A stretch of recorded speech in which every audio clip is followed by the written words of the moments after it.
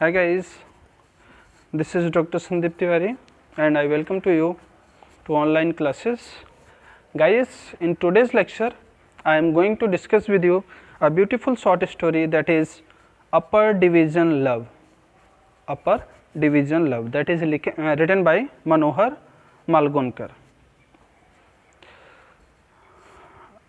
As you see the title, Upper Division Love, it means a person's love to the other person who is upper in society या upper in status.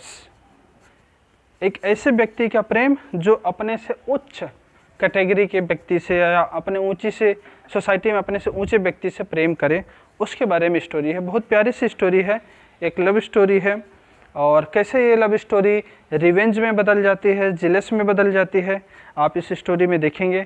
तो चलिए हम इस story को start करते हैं और एक्सप्लेन करते हैं, ध्यान से देखिएगा। फर्स्ट ऑफ ऑल हम मनोहर मालगोनकर के बारे में बात कर लें तो Manohar Malgonkar was born in 1913। He is an eminent Indian novelist and short story writer और he served in military department and the princely state in India.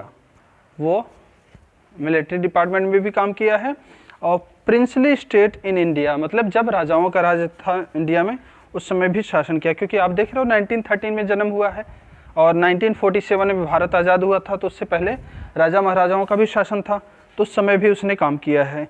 He made full use of military experience end of his experience of princely state of India. उसने अपने stories में, अपने novels में military में जो experience मिला था उसके बारे में भी लिखता है वो, और राजाओं के साथ काम करने के बाद उसको जो एक्सपीरियंस मिला उसके बारे में भी बताता है अपनी राइटिंग्स में। He depicts he has used these experiences in his writings. अभी मैंने बताया अपनी राइटिंग्स में ये सारे एक्सपीरियंस वो यूज करता ही करता है।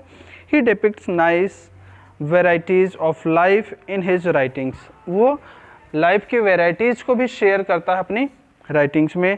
इन the upper division love he depicts the crazy of young person for film life.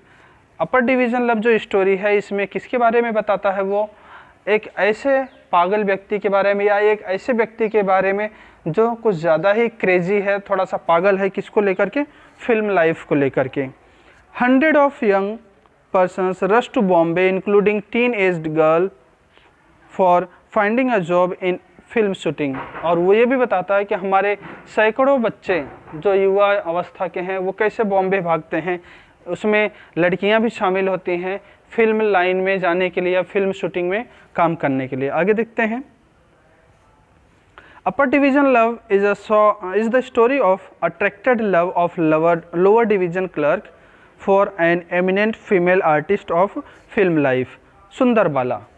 ये जो स्टोरी है अपर डिवीजन लव, ये ऐसी स्टोरी है या एक ऐसी स्टोरी है किसके बारे में, एक लोअर डिवीजन क्लर्क के बारे में। अपर डिवीजन लव है जो किसके द्वारा किया जाता है, लोअर डिवीजन क्लर्क के द्वारा। एक क्लर्क है लोअर डिवीजन का, मतलब लोअर कैटेगरी का, वो अपने से अपर डिवीज़न मतलब अपने से ऊंचे सोसाइटी में रहने वाली एक फिल्म हीरोइन सुंदर बाला से प्रेम करने लग जाता है।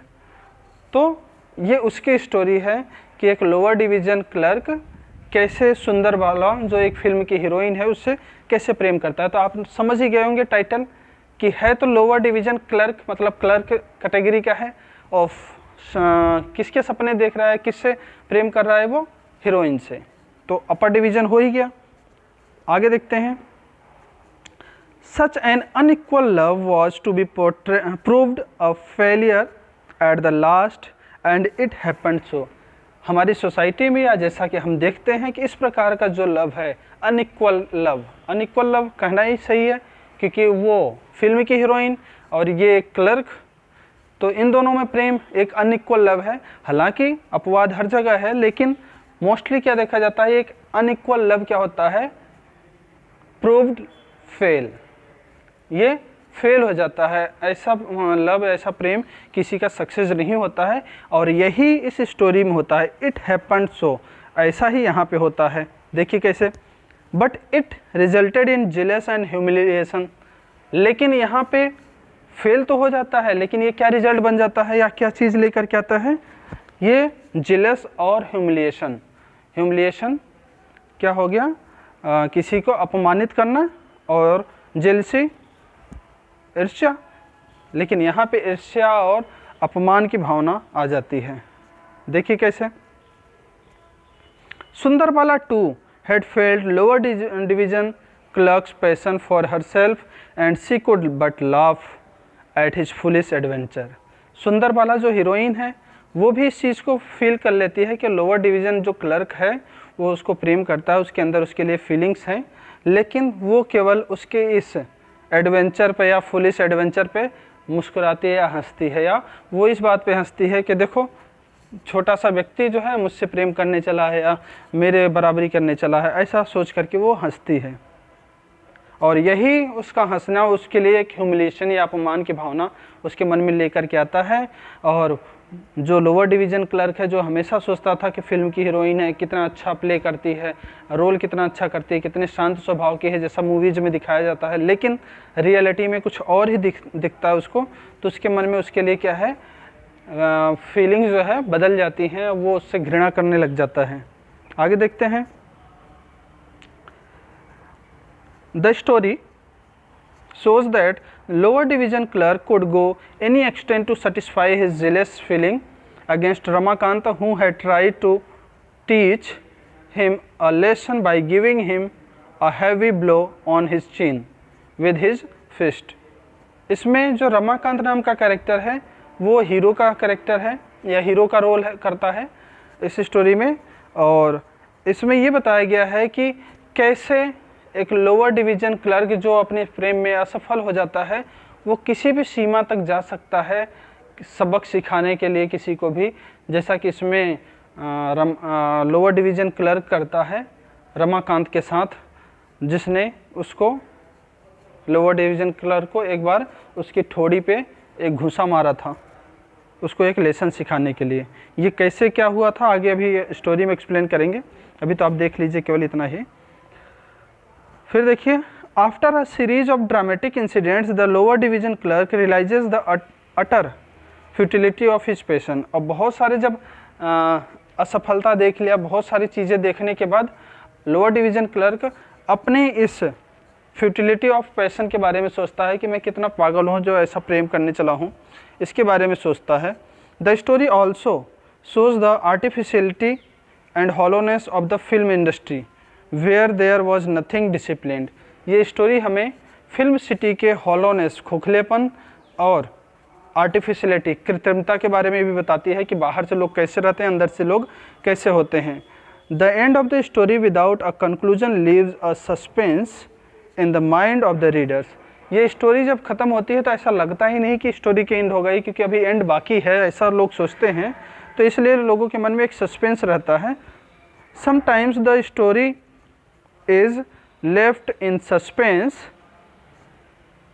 when the story writer wants to write the other part of the same story। और कई बार क्या होता है, राइटर के द्वारा भी स्टोरी हाफ में ही छोड़ दी जाती है ताकि लोगों के अंदर सस्पेंस बना रहे। और राइटर ऐसा क्यों करता है, ताकि वो इसका दूसरा पार्ट लिख सके। जैसा कि आपने बाहुबली वाली मूवी देखी होगी, तो बाहुबली फर्स्ट में उसने वो ला के वहाँ पर छोड़ा था कि कटप्पा ने बाहुबली को क्यों मारा, तो एक सस्पेंस बनाए रखा ताकि वो दूसरा उसका पार्ट ला सके। तो ऐसे कई बार राइटर भी कर देता है, दूसरा पार्ट लाने के लिए एक सस्पेंस पे ला करके स्टोरी को छोड़ देता है। तो हो सकता है कि मनोहर मालगोनकर भी ऐसा कर रहे हों। चलिए देखते हैं इस स्टोरी के बारे में देखते हैं। तो स्टोरी स्टार्ट कहाँ से होती है कि there was a lower division clerk he attracted with Sundarbala, a famous film heroine. Lower division clerk है जो सुंदरबाला से, जो फिल्म हीरोइन है, उससे अट्रैक्टेड है।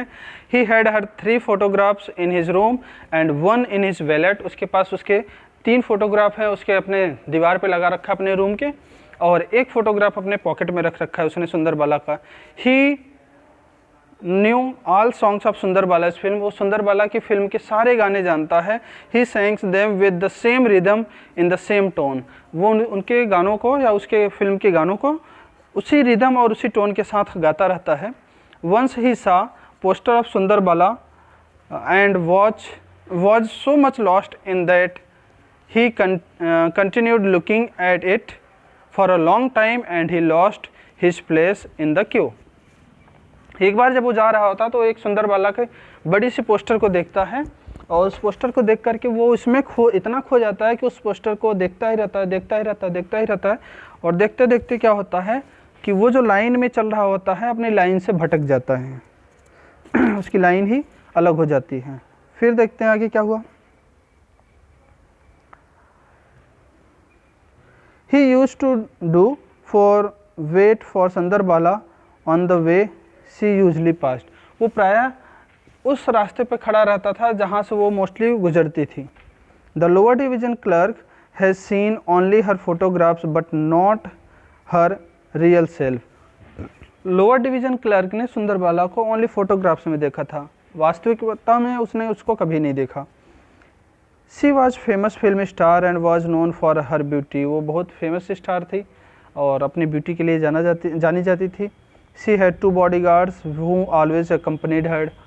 उसके पास 2 बॉडीगार्ड होते थे जो हमेशा उसके साथ रहते थे। Once she came to market to buy some costly jewelled gold plated fountain pen.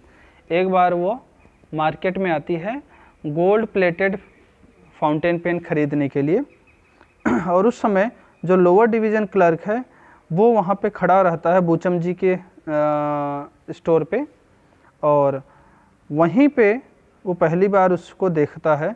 It was for first time that the lower division clerk saw her in real form.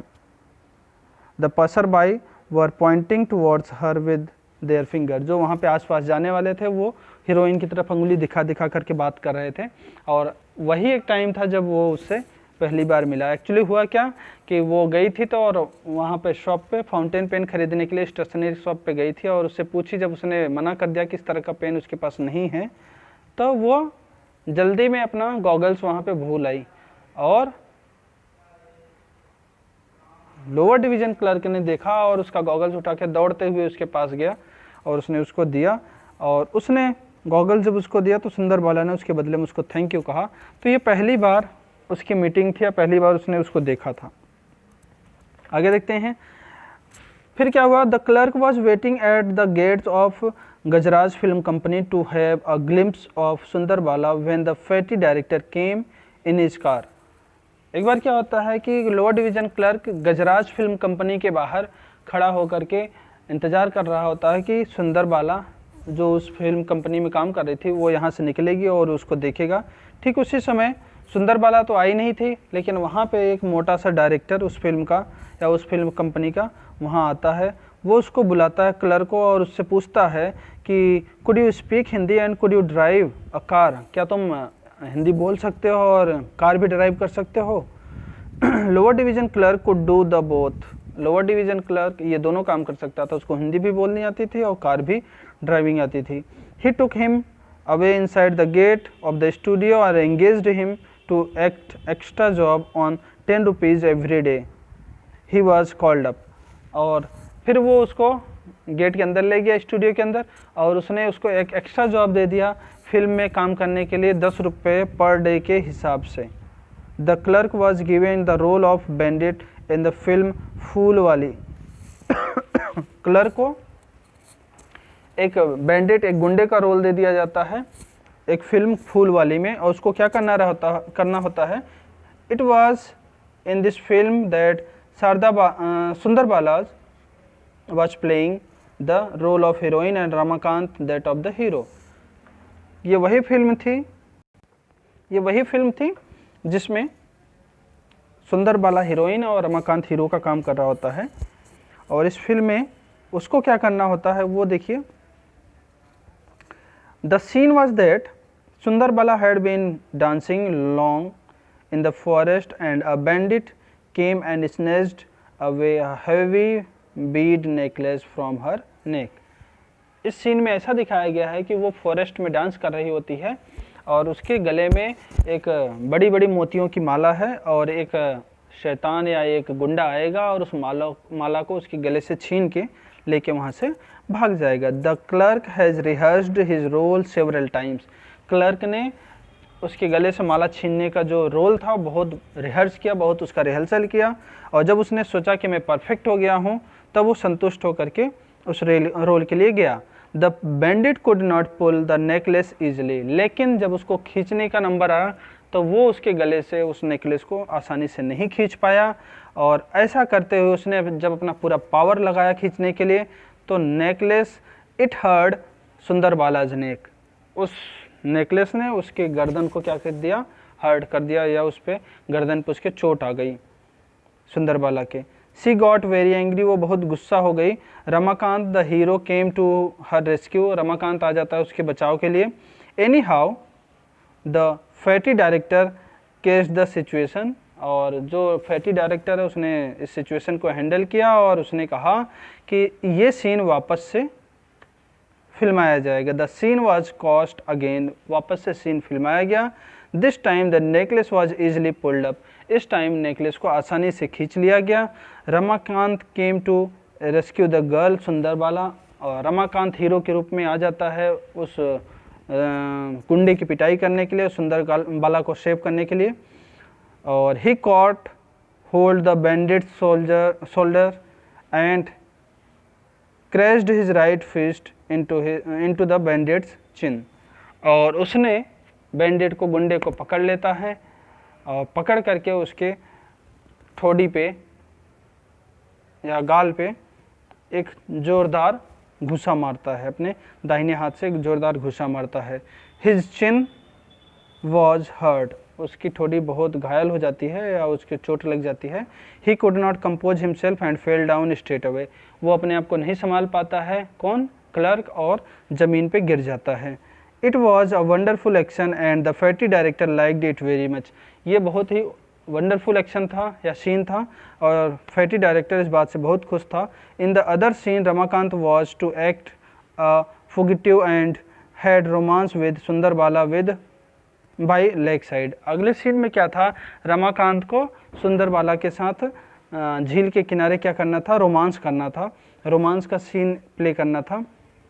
The clerk was to play the role of police inspector, और clerk को क्या role दिया गया था कि clerk police inspector का role play करेगा और वो अरेस्ट करेगा उस लवर को जो प्रेम कर रहा है, मतलब रमाकांत को, और उसको पुलिस के वैन में लॉकअप में रखेगा और वहाँ से वो उसको लेकर के चला जाएगा और कोर्ट में जज के सामने प्रेजेंट करेगा। ये सीन था। अब इस सीन को प्रेजेंट करने के लिए या प्ले करने के लिए क्या किया जाता है, देखिए। संतोख सिंह एक अगला कैरेक्टर जो स्टोरी का है। Young Sikh had passion for motorcycle, Santokh Singh जो कि इसका क्लर्क का दोस्त है, उसको मोटरसाइकिल के लिए बहुत ज़्यादा पैशन है, मोटरसाइकिल चलाना उसको बहुत ज़्यादा अच्छा लगता है। The clerk and Santokh Singh were friends and they made a plan to disturb the romance scene of Sundar Bala and Ramakant. अब सुंदर बाला और रमाकांत रोमांस करें और क्लर्क उनको देख करके खुश हो, ऐसा हो नहीं सकता, क्योंकि क्लर्क भी सुंदर बाला से प्रेम करता है, तो वो जेलस की फीलिंग आ गई उसके अंदर। उसने संतोख सिंह के साथ प्लान बनाया कि जब ये रोमांस करेंगे तो हम लोग इनको डिस्टर्ब करेंगे, इनको रोमांस करने नहीं देंगे, इस सीन को शूट नहीं होने देंगे। फिर क्या हुआ, at a time of shooting of that scene Santokh Singh would pass that way with thundering sound of his motorcycle, और जैसे ही वो सीन शूट होने लग गया तो ये जो संतोख सिंह है अपने गाड़ी की बहुत तेज़ आवाज़ के साथ वहाँ से गुजरता है और सीन शूट नहीं हो पाता, और उसने ऐसा कई बार किया और सीन जो है पूरी तरह से क्या हो गया, डिस्टर्ब हो गया। Then there was the shooting of scene in which the clerk, जो पुलिस इंस्पेक्टर के रूप में होता है, was to arrest and handcuff the fugitive Ramakant and put him up in the lockup of police van. अगले scene में क्या था कि पुलिस इंस्पेक्टर जो क्लर्क बना था उसको आना था और रमाकांत को अरेस्ट करके पुलिस वैन में लेकर के जाना था। उसने ऐसा ही किया, उसने अपना रोल अच्छे से प्ले किया, लेकिन जब उसने रमाकांत को पुलिस वैन में रखा और लेकर के जाने लग गया, और उसके बाद डायरेक्टर सीन को कट कट कट बोलता रहा, मतलब सीन पूरा हुआ, अब रुक जाओ, वो रोकता रहा, लेकिन क्लर्क जो है उसको उस पुलिस वैन की गाड़ी में बैठा करके लेके भागता ही रहा, चलता ही रहा, रुका ही नहीं।